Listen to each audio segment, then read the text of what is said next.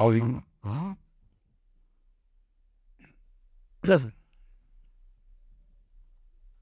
लोग भारत माता के बारे में पढ़ने जा रहे हैं। ये भारत माता की फोटो है। क्वेश्चन कभी कभी कंपटीशन में पूछता है, भारत माता का चित्र सबसे पहले किसने बनाया था। ये तुम लोगों को पढ़ना भी है, मैंने इसको पढ़ाया भी है। तो तुम लोग कमेंट में लिखो कि भारत माता का चित्र सर्वप्रथम किसने बनाया था। अध्याय 5 है, सिर्फ 6 लाइन में सारा ऑब्जेक्टिव क्वेश्चन खत्म हो जाएगा। asanbiharboard.co.in पे जाकर के हम वस्तुनिष्ठ प्रश्न को सॉल्व करेंगे। फ्री टेस्ट है और समय मिलेगा तो नौकरी की भी तैयारी करेंगे। तो चलो आगे बढ़ते हैं। क्या लाइन है? काव्य युगवाणी की कविता संग्रह ग्राम्या से संकलित, और लास्ट में है जगजननी जीवन विकासनी। वीडियो को पॉज करो और इसको यहाँ से यहाँ तक लिख लो। इससे बाहर क्वेश्चन नहीं पूछता है, पढ़ने की भी आवश्यकता नहीं है। अगर पूछेगा तो मैं तुम लोगों को बता दूंगा। तो आगे बढ़ते हैं, देखते हैं क्या है।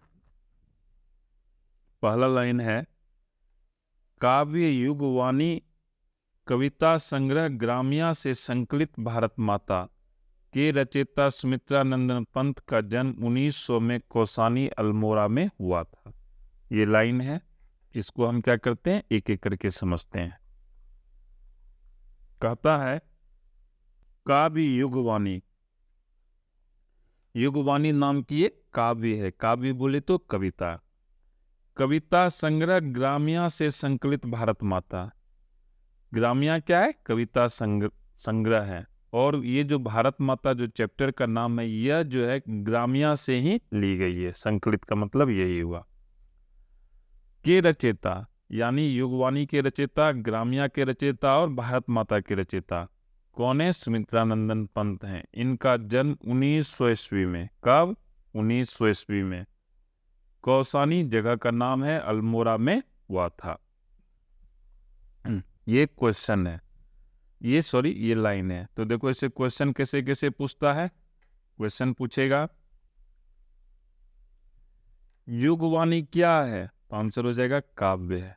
दूसरा क्वेश्चन पूछ सकता है काव्य युगवाणी के रचयिता कौन है, तो आंसर हो जाएगा सुमित्रा नंदन पंत है। दूसरा क्वेश्चन पूछ सकता है सुमित्रा नंदन पंत का जन्म कब हुआ था, तो 1900 ईस्वी में हुआ था। कहाँ हुआ था, तो कौसानी अल्मोड़ा में हुआ था। इसके अलावा क्वेश्चन पूछ सकता है ग्राम्या से क्या संकलित है, तो आंसर हो जाएगा भारत माता संकलित है। इसके अलावा दूसरा क्वेश्चन भी पूछ सकता है भारत माता के रचयिता कौन है, तो सुमित्रा नंदन पंत हैं। ये सारा क्वेश्चन जो है पूछ सकता है और इसमें से पूछा भी है। दूसरा लाइन आगे बढ़ते हैं, क्या है? ये प्रकृति सौंदर्य के बाद मानव सौंदर्य से अभिभूत हुए। ये बोले तो सुमित्रा नंदन पंत। फिर मानव सौंदर्य ने उन्हें समाजवाद की ओर आकृष्ट किया। तो समझते हैं, देखो क्या कहता है। ये सुमित्रा नंदन पंत प्रकृति सौंदर्य के बाद, प्रकृति बोले तो हम पेड़ पौधा, ईश्वर द्वारा बनाई गई चीजों के सौंदर्य से वो प्रभावित थे। उसके बाद वो मानव सौंदर्य की ओर बढ़े, जो व्यक्ति हैं उनकी सुंदरता की ओर।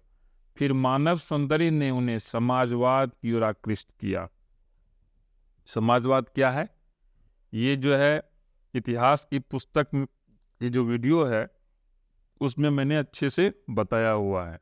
तुम लोग जाओ उस वीडियो को देखो, समाजवाद क्या है। तो फिर मानव सौंदर्य ने उन्हें समाजवाद की ओर आकर्षित किया। समाजवाद का सीधा सा मतलब होता है जिसमें समाज की भागीदारी हो, यानी समाज की भागीदारी का मतलब हुआ लोगों की भागीदारी हो, वही समाजवाद हुआ। तो देखो इससे क्वेश्चन क्या सब पूछता है। इसे क्वेश्चन पूछेगा, पहला क्वेश्चन पूछेगा प्रकृति सौंदर्य के बाद सुमित्रा नंदन पंत किस चीज से अभिभूत हुए, तो आंसर हो जाएगा मानव सौंदर्य से। दूसरा क्वेश्चन पूछेगा मानव सौंदर्य ने उन्हें किस ओर आकृष्ट किया, तो आंसर हो जाएगा समाजवाद की ओर आकृष्ट किया। इससे दो क्वेश्चन ही पूछ सकता है और पूछा भी है। आगे बढ़ते हैं। इसमें कवि ने, किसने? कवि ने। कवि बोले तो सुमित्रानंदन पंत ने भारत का यथा तथ्य चित्र प्रस्तुत किया है। यथा तथ्य चित्र का मतलब हुआ उस समय जो भारत की जो स्थिति थी, जो हमारे देश की परिस्थितियां थी, उसका चित्र, यथा तथ्य चित्र प्रस्तुत किया है। उनके अनुसार भारत माता उदास माटी की मूर्ति है। हमारी जो भारत माता है ये उदास हो चुकी है। माटी बोले तो मिट्टी, जिनकी 30 करोड़ संतानें। भारत को हमने माता बोला है, तो अब जो यहाँ लोग रहते हैं वो सब क्या होगा? इनकी संतानें होंगी। तो उनके 30 करोड़ संतानें दरिद्रता और अभाव से ग्रसित है। दरिद्रता बोले तो गरीबी, अभाव बोले तो उनको कुछ है ही नहीं। तो देखो इससे क्वेश्चन कैसे कैसे पूछेगा। पहला क्वेश्चन पूछेगा, कवि ने भारत का कैसा चित्र प्रस्तुत किया है? आंसर हो जाएगा यथा तथ्य। दूसरा क्वेश्चन पूछेगा, कवि के अनुसार भारत माता किसकी मूर्ति है? तो आंसर हो जाएगा उदास माटी की मूर्ति है।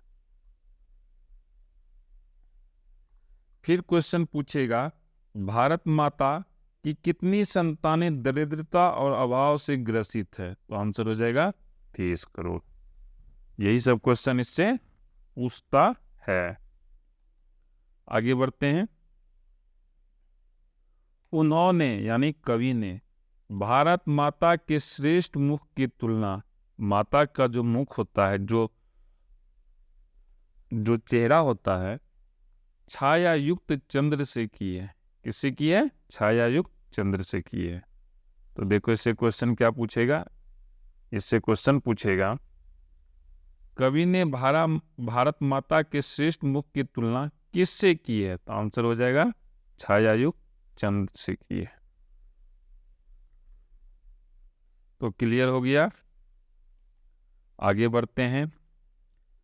अंत में वे कहते हैं, कौन कहते हैं? कवि कहते हैं। कवि बोले तो सुमित्रानंदन पंत कहते हैं, सफल आज उसका तप संयम, पिला अहिंसा स्तन्य सुधोपम, हरति जनमन भय भवतम भ्रम, जग जननी जीवन विकासनी। तो ये लाइन दे देगा और पूछेगा ये लाइन किस कविता की पंक्ति है? तो आंसर हो जाएगा भारत माता। क्या आंसर हो जाएगा? भारत माता। तो समाप्त हो गया। इसके बाद हम क्या करेंगे? asanbiharboard.co.in पे जाकर के टेस्ट देंगे। कंप्यूटर में ऐसा खुलेगा और लैपटॉप में इस तरह का दिखेगा, मोबाइल में। उसके बाद हम क्या करेंगे? लघु उत्तरीय प्रश्न और दीर्घ उत्तरीय प्रश्न को सॉल्व करेंगे। तो वीडियो में बने रहो। अब हम लोग चलते हैं, टेस्ट देते हैं।